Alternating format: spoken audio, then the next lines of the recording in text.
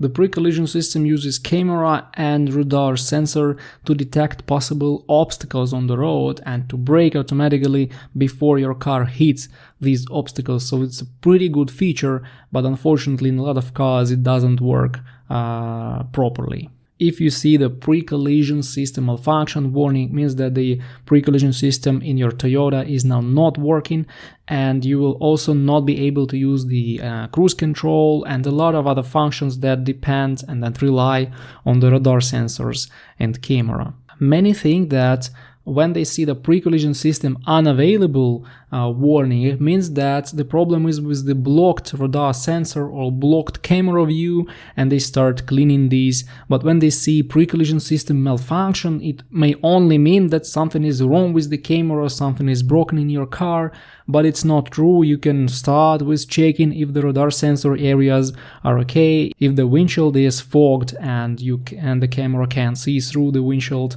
So you may start checking these, because malfunction or unavailable doesn't mean much. This is the random message, and you can see any form of it. And also, if the problem is intermittent, if it's like you saw it twice and it never reappeared for several weeks, you may just forget about it, because most likely it was just a glitch. Maybe just the camera got something like direct sunshine and there was heavy rain and the radar couldn't work, or your car was very dirty.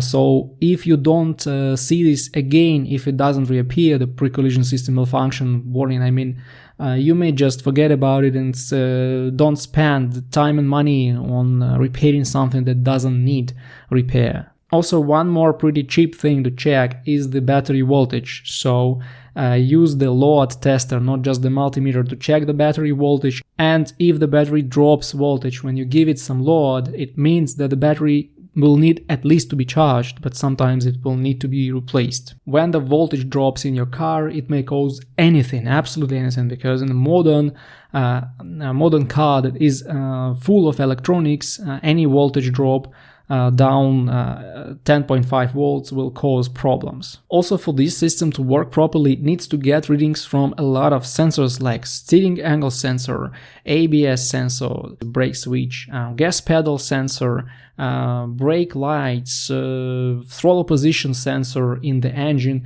And if something of these sensors and units is wrong, is not working, and is not sending proper readings to the control modules, you will see the pre-collision system malfunction as one of the possible warnings in your Toyota. One of the best solutions is to take the OBD2 scanner and check what kinds of codes are stored in various control modules. And if you do this, you can see pretty easily what exactly sensor is causing this problem, if the problem is with the sensor. If you see the ABS light along with the pre-collision system malfunction, it certainly means that the problem is with the ABS sensor, one of the ABS sensors, or with the ABS module.